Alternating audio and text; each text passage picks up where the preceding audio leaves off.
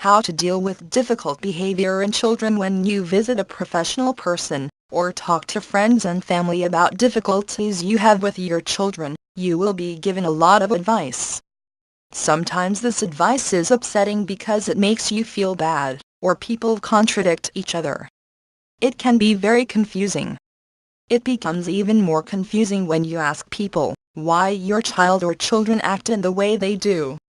Typically, children may misbehave because of family difficulties, such as bereavement, illness, divorce, remarriage, school problems, bullying, lack of confidence, problems with friends or brothers and sisters and such like. There may be medical problems such as ADHD or other rare conditions. Even if this is the case, you may find this information helpful. It is useful to think of bad behavior as a sign that something is wrong.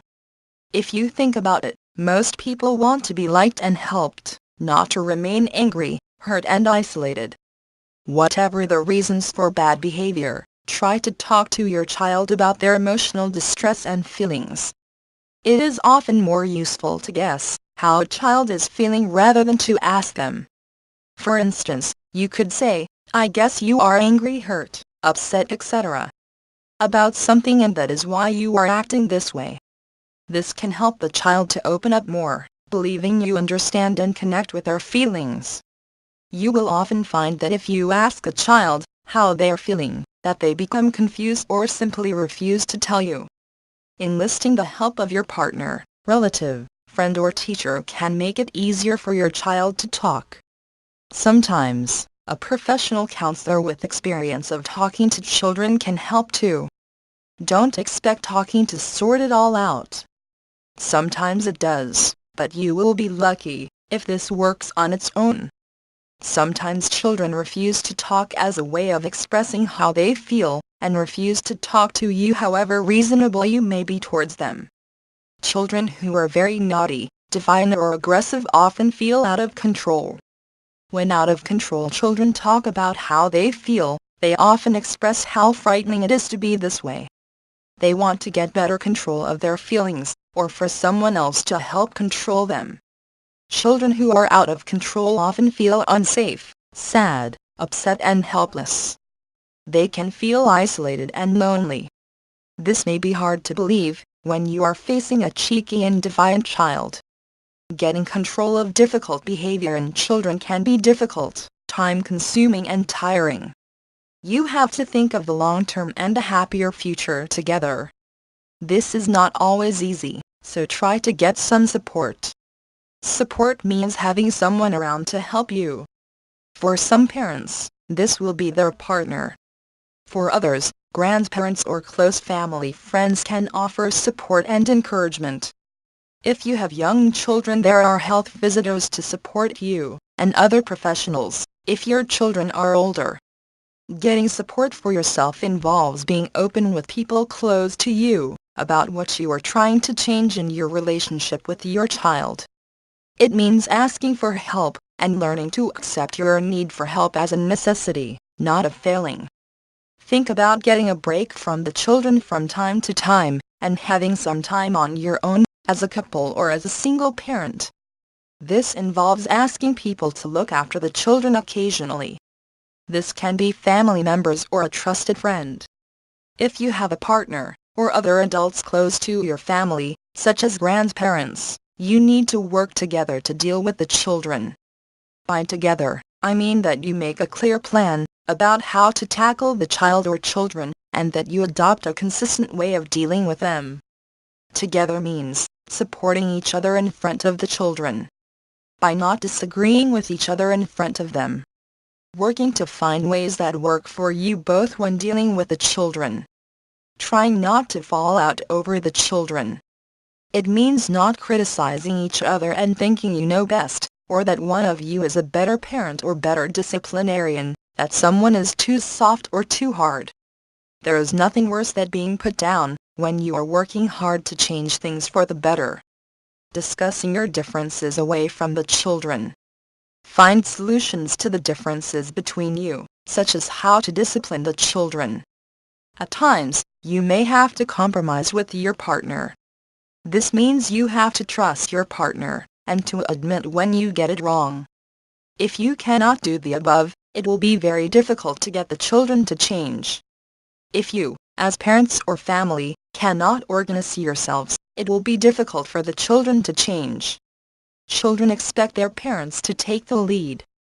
If you are having difficulties agreeing a plan, then you may need to talk it over with a professional or some other person you trust. Make a list of your child's difficult behaviors. If you have a partner, involved family member or friend, get them to do the same. Decide which behaviors bother you most. When you have done this, choose one behavior that you feel you could begin to deal with. If they all feel as bad as each other, just select one. Make sure it is clear what actual behavior you want to tackle, and that this behavior is something you can clearly describe to your child. For instance, you can do something about a child who refuses to do as he is told, because you can clearly see what behavior is taking place. It is hard to confront a bad attitude, because a bad attitude is harder to explain to a child and involves many different types of behavior. The key is to keep it simple. This way you avoid confusing your child, and can clearly see whether their behavior is improving. Another reason to concentrate on one behavior at a time is to avoid you ending up confronting your child all the time. This would lead to them becoming distressed and you becoming exhausted. You need good times with your child as well. Children, like most people, like attention. If the only way they get attention is by misbehaving, then you will reinforce poor behavior by constantly confronting it. By now, you should have agreement from your partner, relative or friend or all of them on how to tackle your child's behavior. You should have decided what behavior you are going to tackle first. The next thing to do is to decide on how to discipline the children by using consequences. It is worth considering what discipline is for. Discipline is about correcting children's behavior. It is about helping them to make good decisions and develop proper control of their lives and relationships with other people. How parents choose to discipline children is complicated. There are debates about styles of discipline. Some people, for instance, feel physical punishment is wrong. Others say psychological punishments are harsh too, but in a different way. Whatever your individual thoughts, you need to be very clear about how you will discipline your child. If you are a couple, or if other adults are closely involved with your children, you need to agree on how you are going to discipline the children in a consistent and reasonable way. Research shows that the most important aspect of discipline is being consistent in your approach. This means doing as you say and not threatening things you will never carry out. It helps if you give warnings about poor behavior as soon as you feel it is becoming a problem, and if you don't overreact to situations. Very harsh punishments lead only to resentment and fear, not to trust and respect. Consequences are not just punishments, they are ways to help children think and learn about their behavior, and how this affects their relationships. There are many types of consequences for good and bad behavior. For instance, a consequence for poor behavior could be to make someone sit in a chair for 2 minutes, or to tell them you will not speak to them for 10 minutes. Alternatively, you could switch the TV off for their favorite program, or ban the computer for an hour. For good behavior, you can reward a child with praise, a hug, some special time together, whatever feels appropriate to you. Remember to support and back up your partner or other involved adults. Sit down at a convenient time for you both, and share how it is going, what you think is useful, and what you might need to change in your plan. If you fall out over these discussions, find another time to discuss it.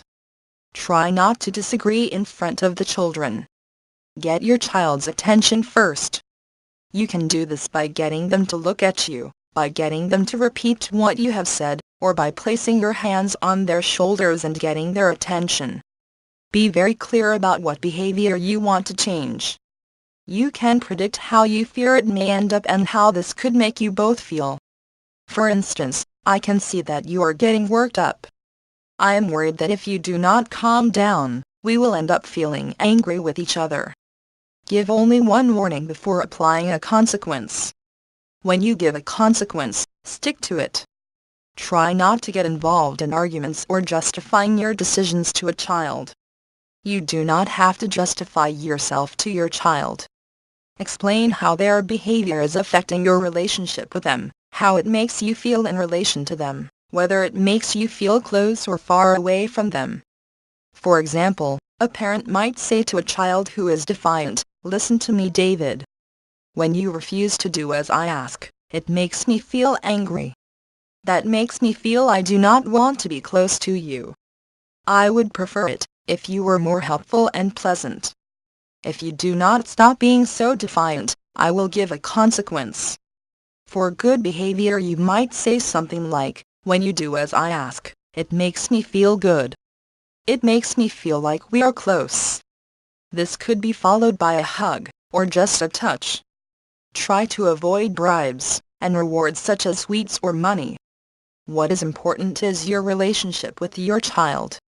This may sound over-deliberate and drawn out, but it is important to let your child know how their behavior affects their relationship with other people. As a parent, you are a significant person in their lives, and how you respond to them will teach them how to relate to you and other people in an appropriate way. Sometimes your child may be so angry that it is difficult to get them to listen to you. Don't worry about this, you can say it again when things have calmed. Trying to explain or justify yourself to an angry or defiant child is a waste of time. Later on, when things have calmed down, you could say something like this: "I'm sorry I had to stop you watching the television after you refused to tidy up your toys. It makes me sad when I have to give a consequence, but it is important to me that you help out." Be consistent. If the same problem occurs, deal with it in a similar way. If the problem persists, try changing the consequence without overreacting. Remember to keep focused on one area of behavior. You will still need to intervene if your child is being naughty in other ways, but try to pay particular attention to the behavior you most want to change. If you try to change everything at once, it will be too difficult for you and your child. Once you begin to bring about change in one area, you will notice that children begin to respond in other areas of their behavior too. Find a suitable, calm time to tell your child about your decision to tackle their behavior. Let them know that you are upset about this, and explain that you want to change things. Tell them that your goal is to improve your relationship with them in an age-appropriate way. If there are two or more of you tackling these difficulties, try to have everyone present when you have this talk. Be fairly businesslike in your approach. Don't be distracted by a child who wants you to justify everything. Remember, you are the adult. Let your child volunteer any information or thoughts about your plan, but remember you are in charge of how you are going to deal with these difficulties. The important thing is to let your child know what you have decided and planned. If your child does not want to listen, try again later. If this does not work, you will have to apply your plan despite their refusal to listen. At least you can say to yourself that you tried. It is not your fault if they will not listen. All you can do is try. You may be able to explain it at another time. Sometimes children say they are not bothered when you apply a consequence. Sometimes their behavior becomes very good, and then goes back to how it was, or becomes much worse in order to break your resolve. Remember, it takes time for things to change, and your new way of dealing with the children will need to become a normal part of your relationship, not something you try for a few weeks. If your child says they are not bothered or don't care about your consequence, remind yourself that they have still been given it by you, and that puts you in charge, not them. If a consequence does not work over time, change to another. It's a good idea to change them from time to time anyway. Don't expect your child to be grateful or particularly helpful. They will have got used to how things are, and may test you out to see if you really can stick to your plan. Think to yourself that you are saving yourself upset in the future, and that you will help them develop better relationships with other children and adults, if you get control of them now. If you fail, it will be harder the next time and harder as they get older. Comment on good or positive behavioral changes in your child, without spoiling or overindulging. Your praise should be enough. Do not start to give sweets or rewards for things they should be doing anyway. Your praise can be combined with a hug, smile, pat on the back, whatever you feel comfortable with. After some time, you can show your approval for good behavior by relating it to your improved relationship with your child. For instance, I think we'll go to the cinema today. You have been so helpful just lately that I feel like going somewhere special with you. This way you keep the focus on your improved relationship, not just the reward.